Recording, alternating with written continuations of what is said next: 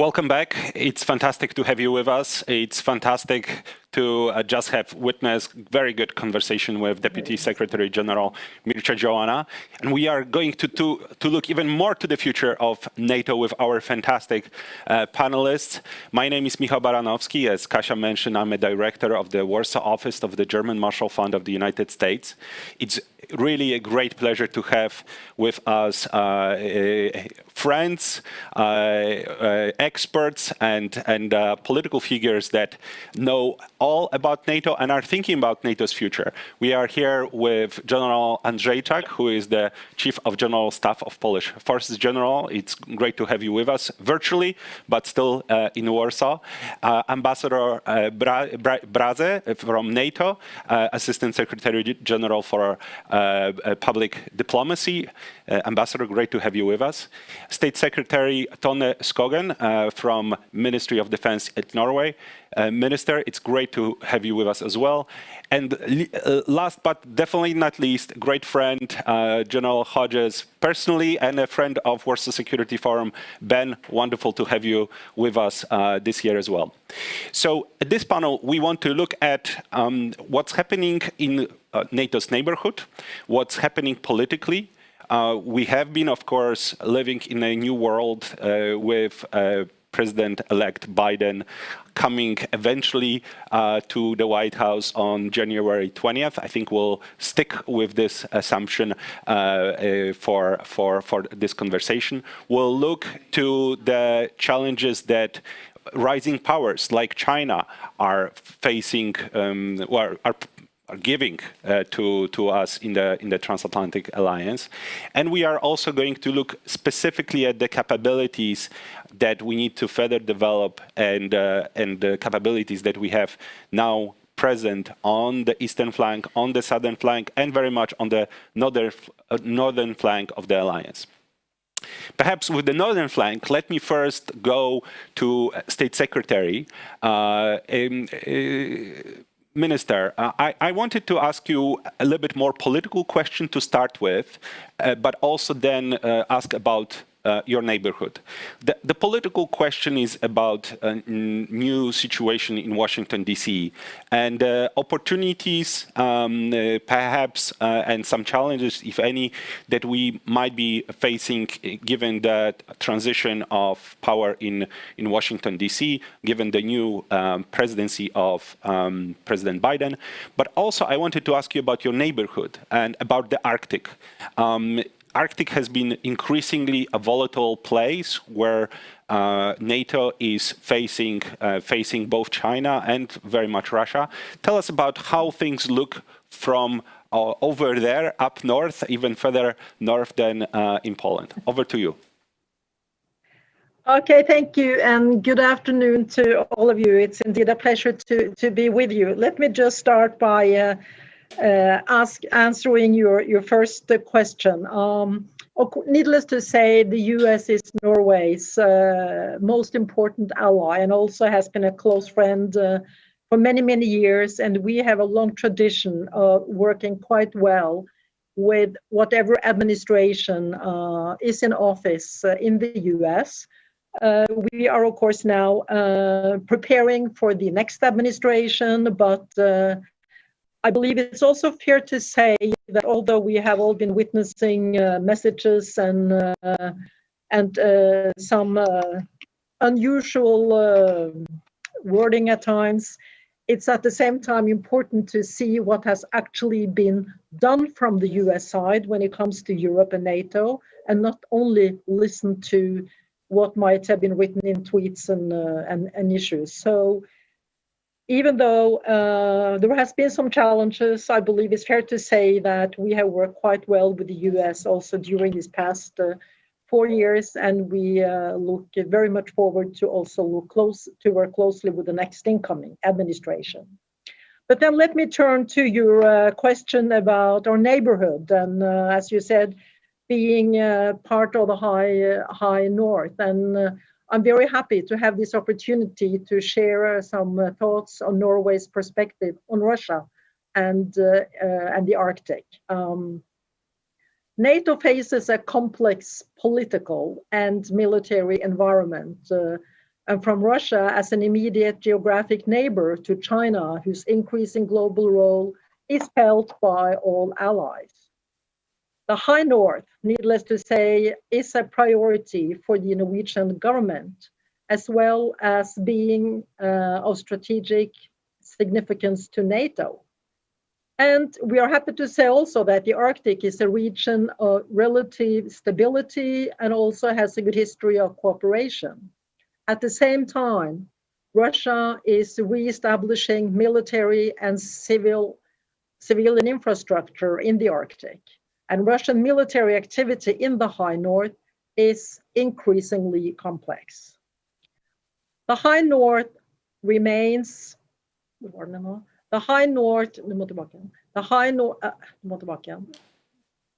just lost my little thing here for a second.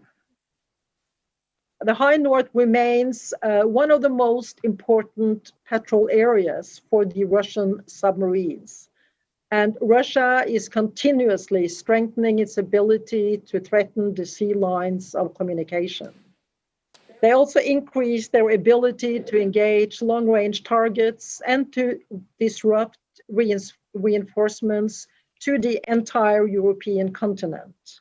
And this goes hand in hand with Russia's reinforcement of its bastion defense concept.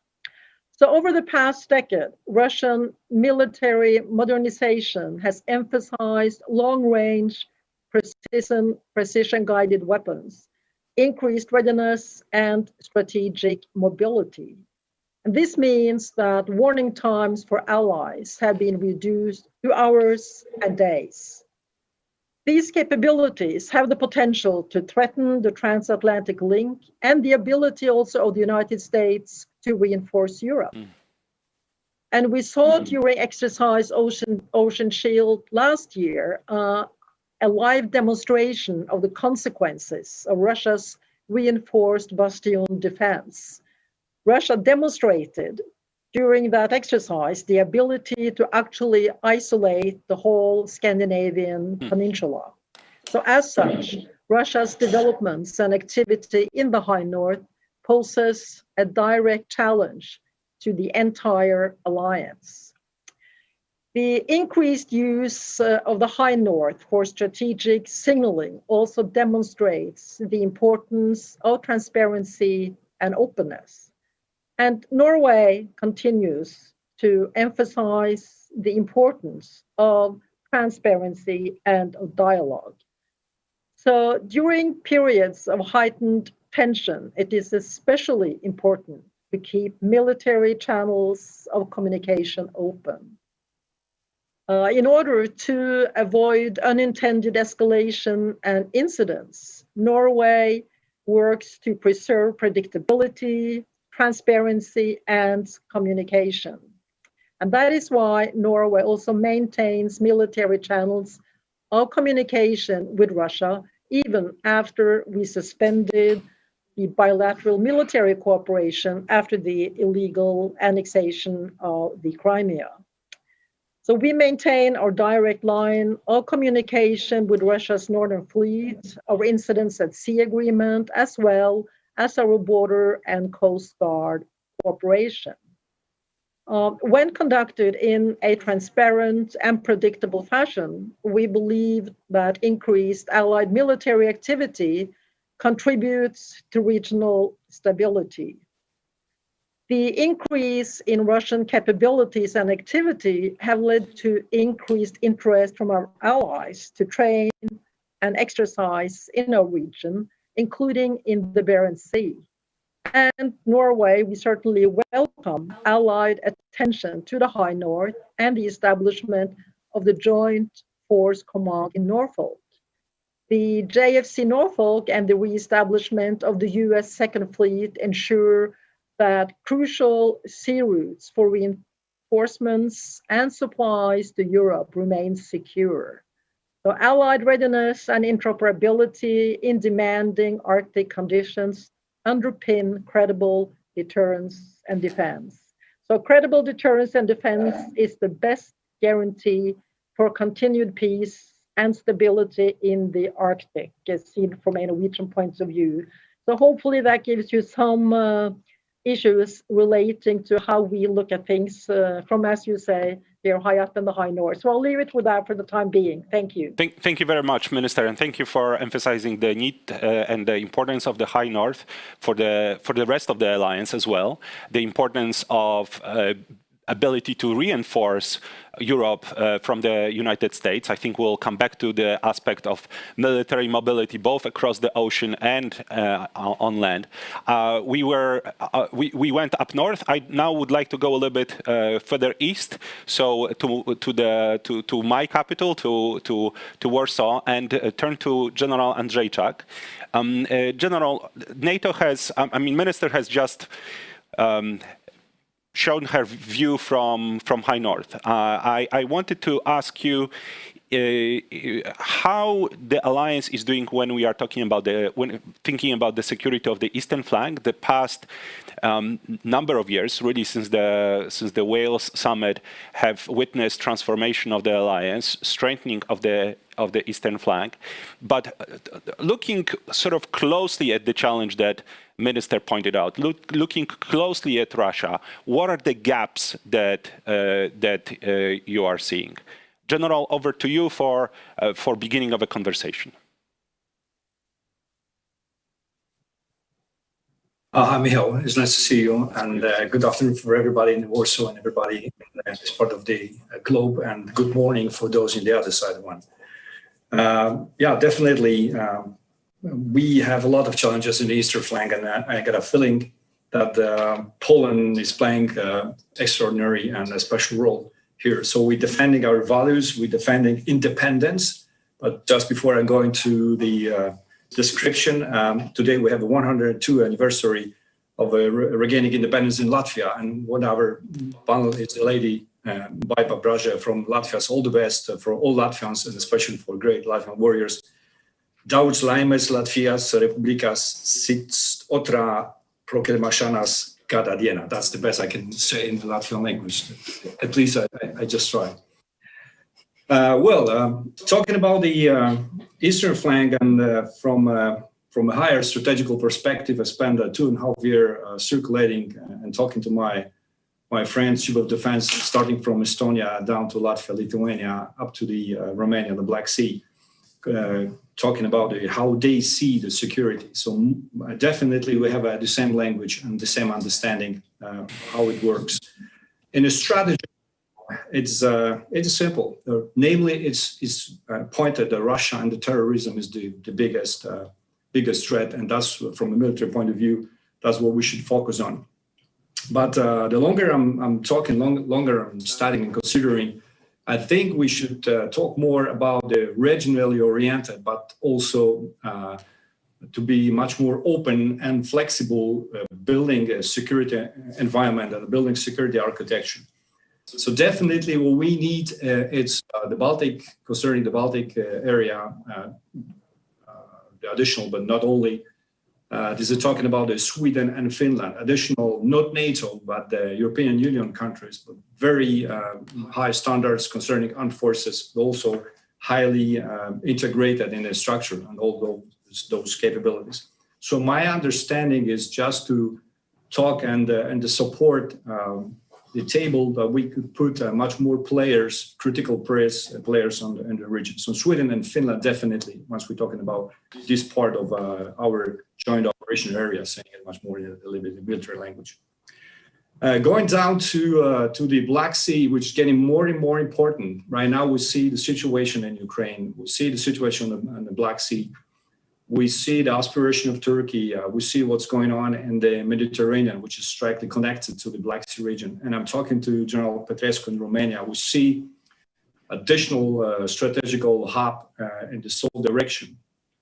And during my last conference in Romania, in Bucharest, I realized that Ukraine is one of the most important players with all of those Western-oriented aspirations as well. So talking about security, talking about the eastern flank, I would recommend not be as concentrated only in the military structure and how many tanks, the airplanes we got already, a very military dimension, but also widely talking with our partners in this region. So that's my first recommendation for it. Thank you. Thank you very much, General. Thank you for mentioning both the military and non-military dimension. In fact, this is a perfect segue for Ambassador Braže. Ambassador, and I would join General in congratulating Latvia for 102 years of independence. We have been celebrating with you on Twitter. But Ambassador, going to Brussels, you know the region, of course, our Central European and Baltic region very, very well.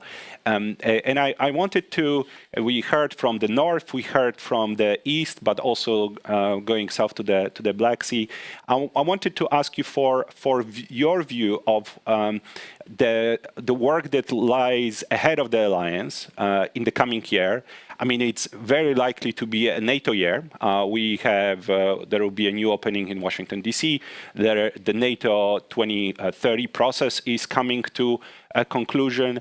There is going to be, it's clearly China is also emerging as an issue for alliance to deal with. And on this point, let me just mention for everyone who is watching us that we have a poll where you can answer a question: is China a threat to NATO? So please do that while we talk about it as well.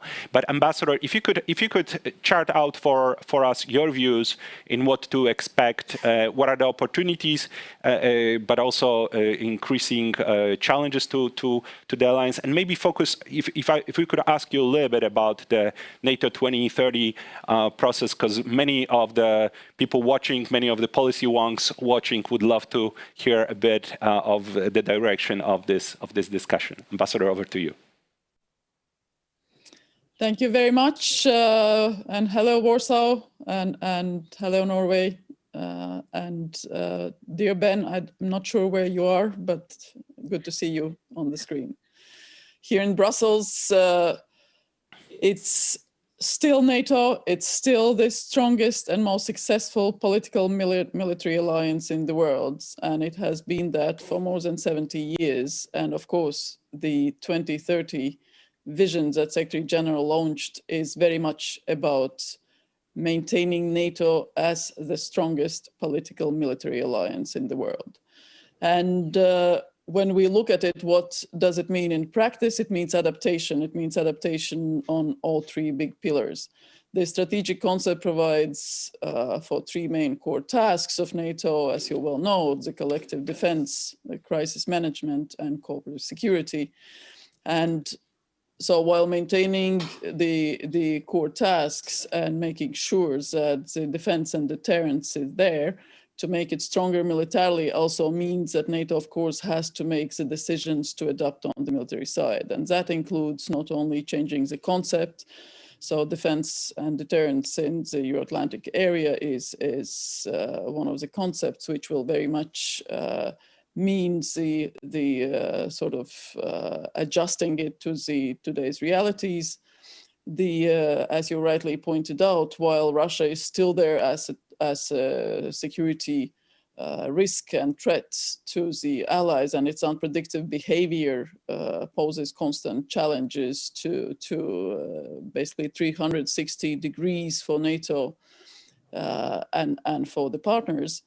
There are new challenges and new potential adversaries, such as China, with its growing military might and with its growing economic and political interests, and also with partnership with Russia, that, of course, NATO has to look at it.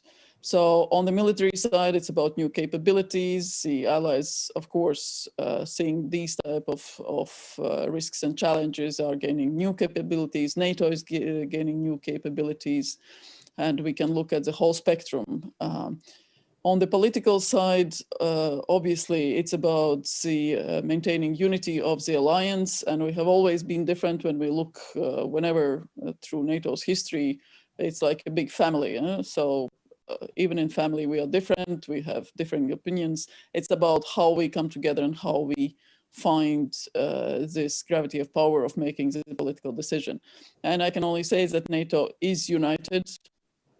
and even the issues that are there that needs to be addressed, such as we saw in the East Med, where the allies were disagreeing with each other. It was NATO that served as a platform for both political discussions and also the solution, military de-escalation solution, and it's working. So NATO as a place where political decisions are made, where the platform is there between Europe and North Atlantic partners, North American partners, we very clearly know that we will find the strength, this political unity. And as much as Russia or other challengers are trying to undermine that, they are not going to succeed. But again, it's a work in process, and NATO is the best platform to discuss those issues. And then when we look at the new challenges and new threats that have affected all of us, be it cyber, be it the unlimited spread of the hostile information, disinformation, misinformation, be it other hybrid activities under the threshold of Article 5, NATO needs partnerships. It's not just the allied nations that are affected by it, it's the whole political West, it's the democratic states, it's the democratic institutions. And that's why the partnerships and these global outreach is so important, that we are able to respond all together. Furthermore, we see that the response also and the way we need to understand these new threats is that it doesn't concern just the governments or political or military decision making, it affects all societies. So Deputy Secretary General Michał Joanna just spoke about the resilience. It's resilience of critical infrastructure, it's resilience of the ability to be mobile, agile, and to recover from shocks. But it's also about our whole society resilience. So also the private sector and also the civil society, each citizen. So I think the work to really strengthen and build up societal resilience, to be able to, so that each one of us is empowered to resist those threats and understand what is happening to us, will be the big work where we all together with global partners have to invest quite a lot. Thank you very much, Ambassador. Thank you for laying out the need for political unity, the need for enhancing partnerships, and really emphasizing the issue of societal resilience that we are all facing. Let me go to Ben before we go to questions. Ben, I know Ben Hodges, of course, General Hodges. We just like you so much that we just refer to you by your first name, but General Hodges. For transatlantic perspective, you might be sitting on this side of the Atlantic looking at the light, that it's already a daylight over there. But I wanted to ask you two questions, really. On one thing, you now being outside of uniform, you could, Ambassador mentioned the political unity, and I wanted to ask you about the political unity within the alliance and what do you expect for the unity to happen? What are the opportunities and perhaps challenges as well coming around January 20th after the change in the White House? The second question is, we've heard from the State Secretary in Norway, we heard from General Andrzejczak, we heard from Ambassador Braže, and their sort of threat assessment. What keeps you up at night in terms of alliance delivering on its promise for providing security for all its members? Over to you, and then we'll do questions from young leaders. Ben? Michael, thank you, and greetings from a very sunny Frankfurt, Germany here. I also want to add my congratulations to our Latvian friends and allies. It's not easy to preserve independence, and Latvian people, that spirit has done that. So congratulations, Ambassador Braže, and to all of our Latvian friends. And seeing Ambassador Braže there, she counts as an armored division contribution by Latvian armed forces to NATO. That's the power that she brings. So That's much more than 2%.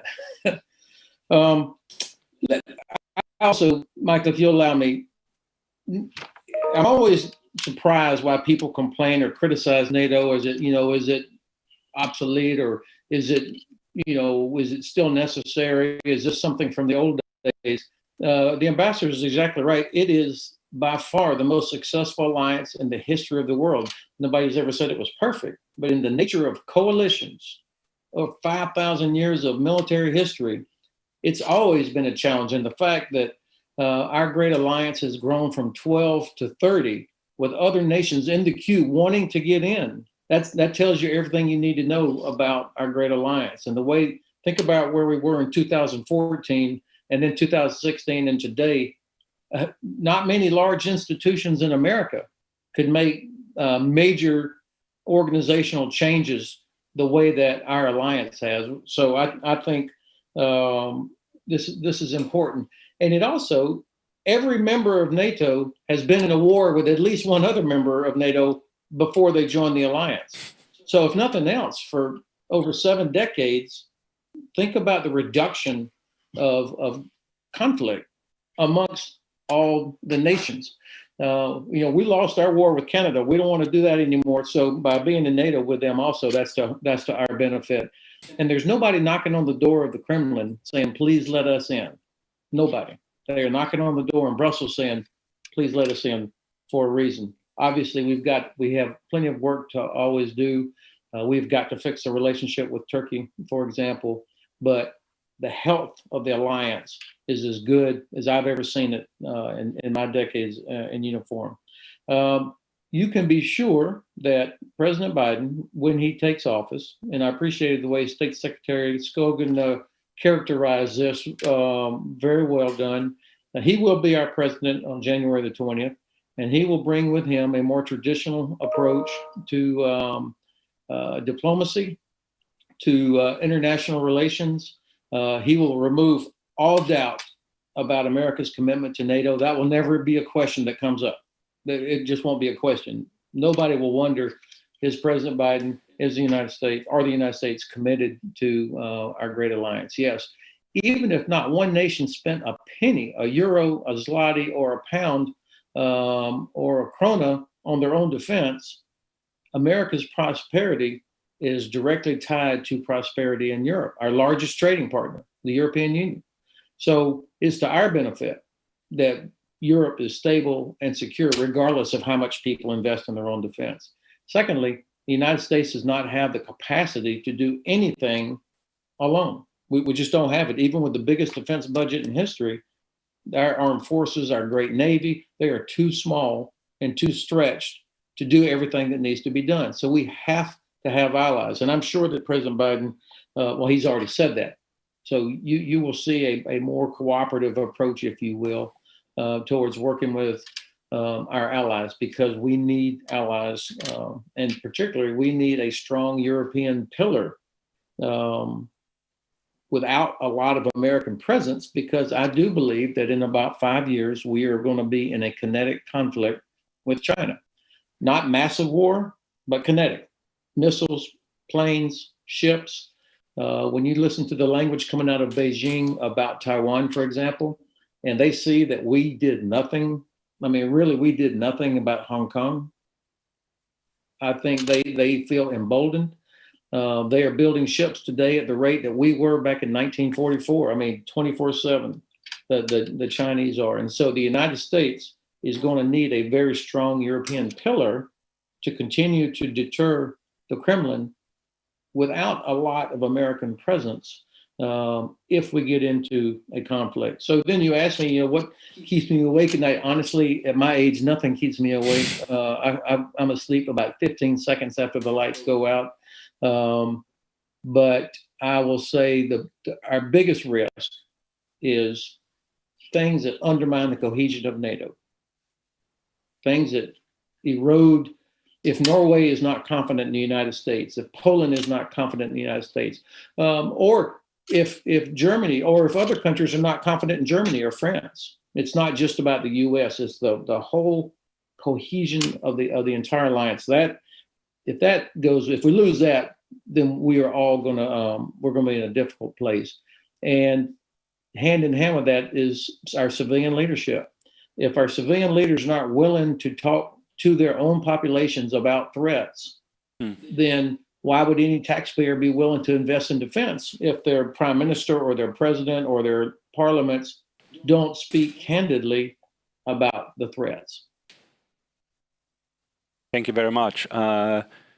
You are speaking with transatlantic head, but also from Germany, where German Minister of Defense is in fact started speaking very forcefully on this. So that is an interesting space to look at. But you also emphasize the importance of political cohesion. And I think there is a tradition of you making a prediction about when the war, or in this case of kinetic exchange between US and China will come. And I'm worried to say that if I remember correctly, it's getting closer and closer and faster than it would be by just passing of time.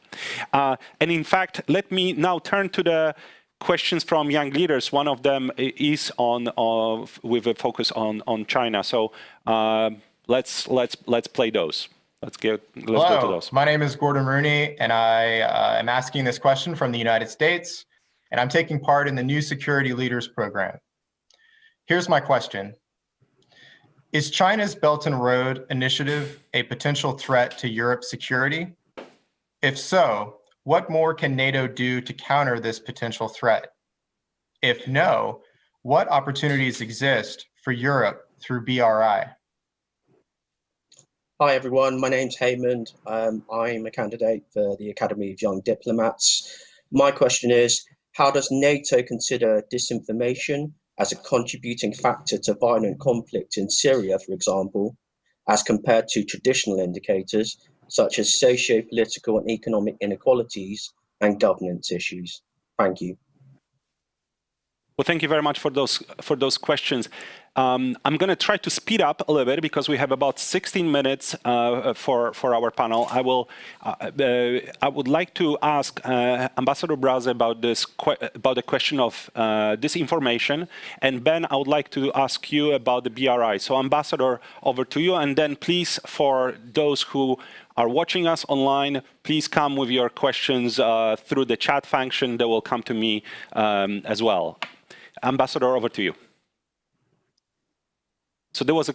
Thank you very much. Again, that's nothing new to NATO. Subversive activities, was it by Soviet Union or by others, that included large-scale disinformation and other hostile information activities, has been part of reality for NATO throughout its life and existence.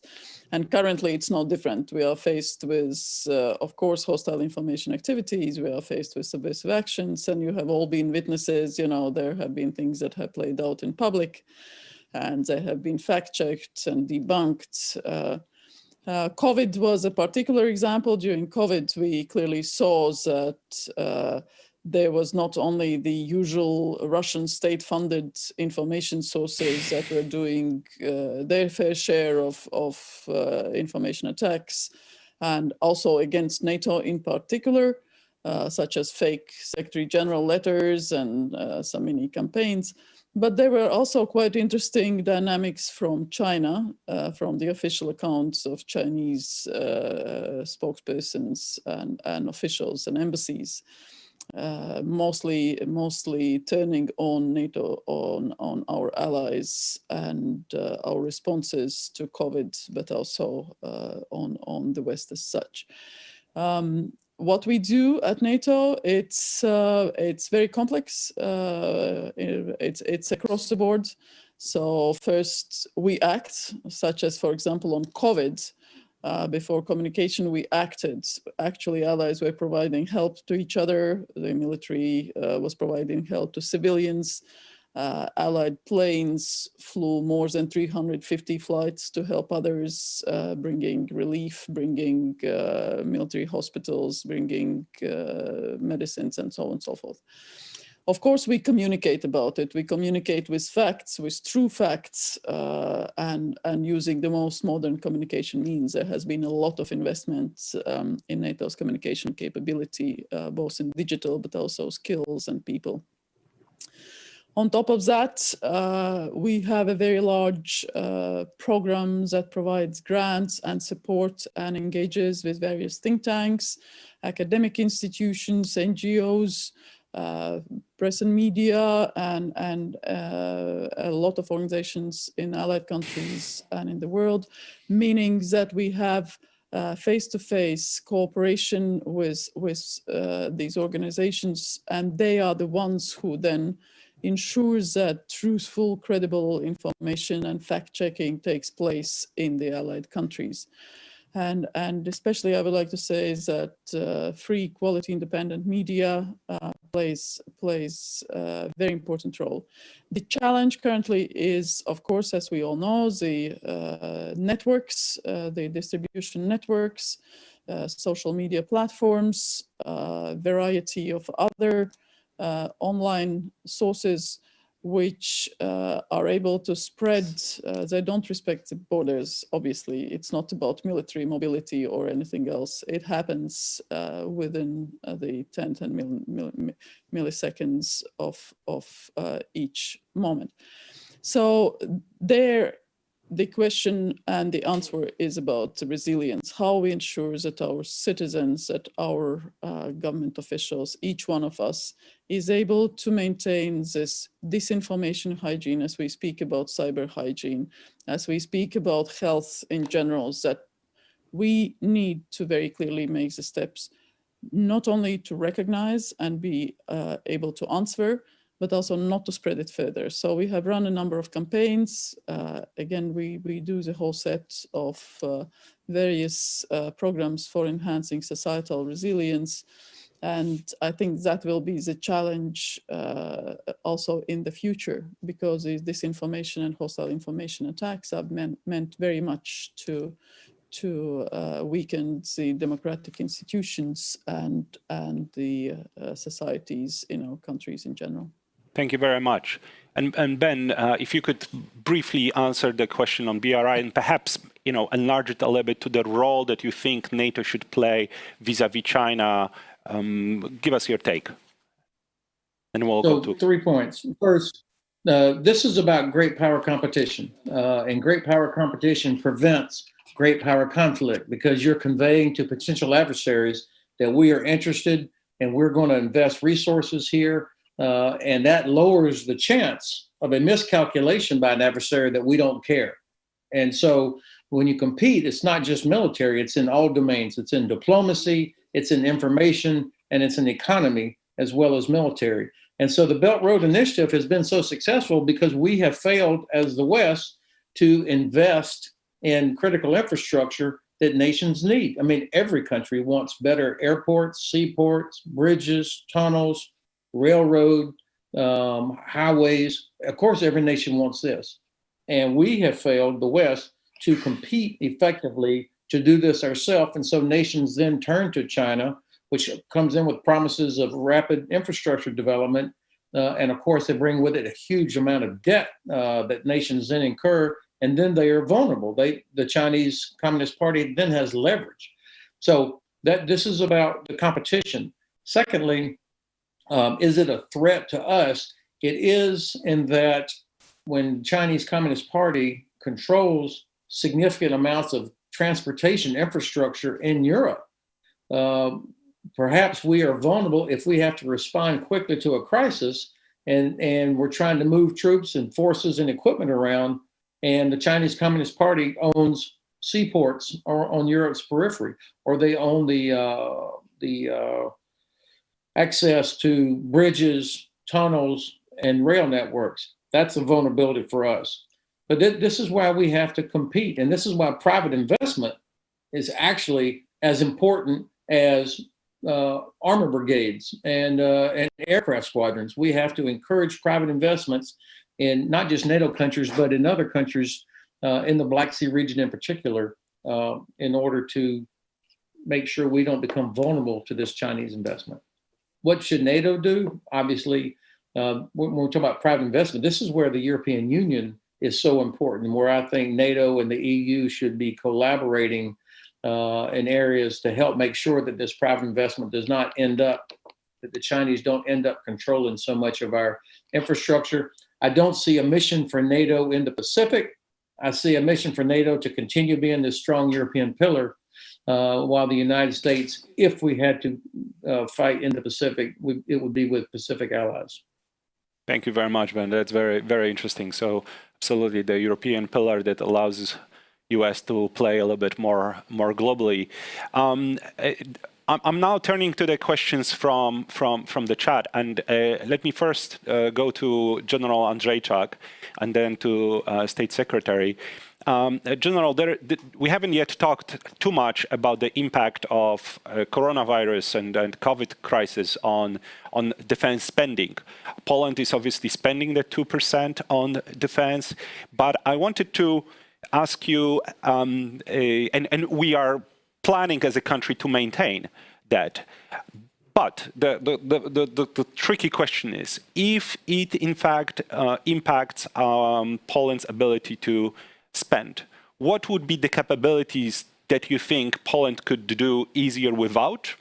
And the flip side of it, if we maintain the level of spending, what are the capabilities that you think we need in particular, both in Poland and other countries in Central and Eastern Europe? So capabilities and the coronavirus impact.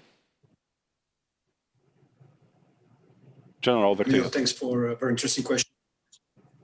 Thanks for a very good question, very interesting. We're studying COVID very much.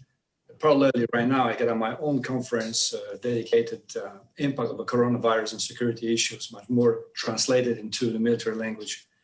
And definitely, COVID is a crisis scenario we didn't expect, nobody expect really. And I'm really satisfied about how the Army, the performance is right now. I mean, readiness, support medical systems, good leadership, and providing a lot of critical services for medical system.